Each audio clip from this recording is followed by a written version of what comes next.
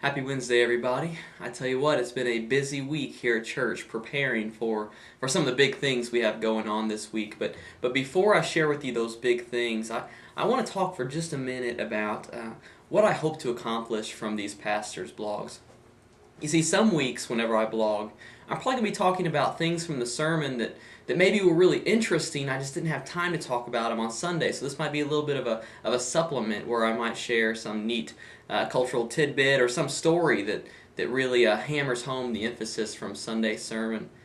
But other times, I think it would be so cool to answer questions that maybe you might be thinking about. Maybe there's just some aspect of the Bible that has had you scratching your head for days or for years for that matter.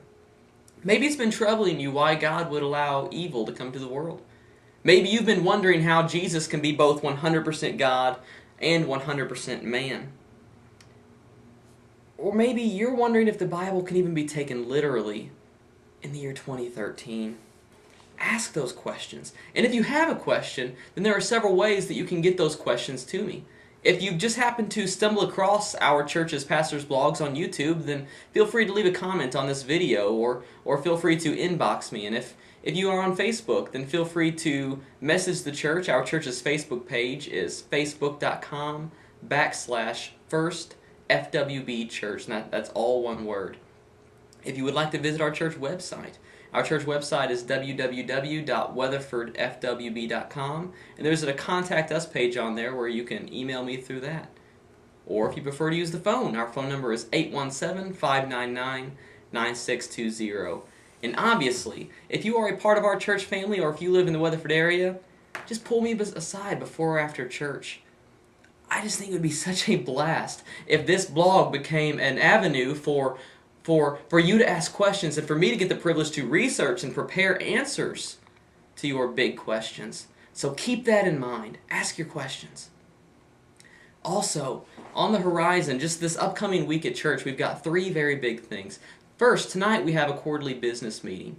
This is going to be a very exciting business meeting where we vote on several different things that are going to bolster our children's program here at church. We're going to be voting on renovating our teen class. And also we're going to be voting on how we can strategically partner with Center of Hope, which is our local food bank / job training program / a whole lot of other really neat things that they do there.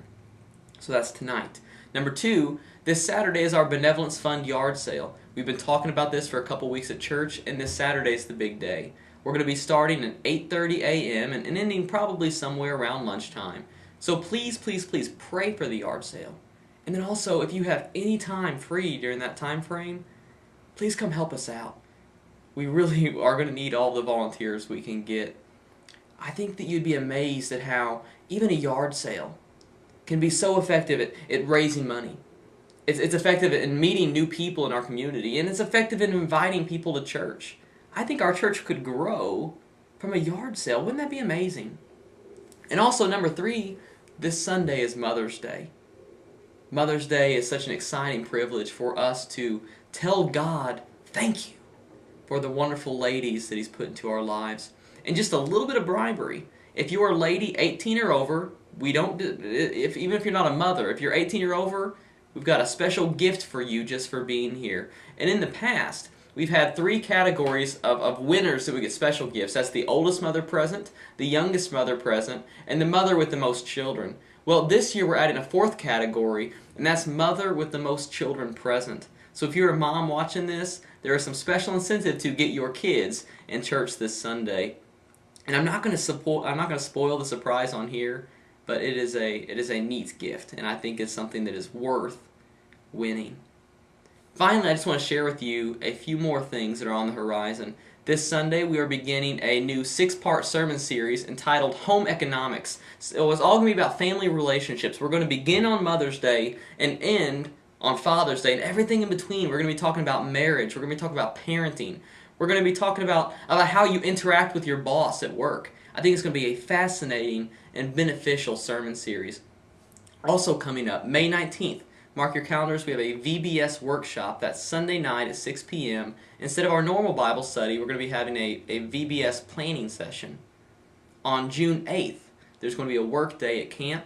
Our church is going to spearhead a project to paint a few crucial areas of the campground. So please, if you're able, we're going to leave the church around 8:30, and we're going to head to the campground and do some fun painting and work.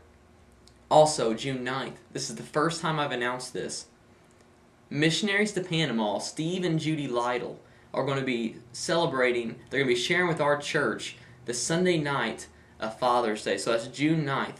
And I haven't announced this, and I'm not even sure if we're going to do this, but we're planning on having a fellowship dinner that night. June 10th through 12th is the Texas State Free Will Baptist meeting. That's in Plano, Texas. I'm going to be going out during the days, so if you're interested in going to any part of that, then feel free to ride with me. And also that Wednesday night of June 12th, we're actually going to be dismissing our service here and relocating to Plano. So we're going to hopefully find some way where we can carpool out there together. Let's see, June 18th through 22nd is our church camp. So there are plenty of forms on the front pew for both campers and counselors. I hope that you will prayerfully consider either going yourself as an adult worker or sending your kids to church camp. Last year we had 2 young girls get saved, and every time we go, it's such a huge spiritual blessing for our church. Church camp is a wonderful, wonderful thing. Well, that's all I've got. I've given you plenty of events coming up. I can't wait to see what God does here next at our church. God bless you and your families.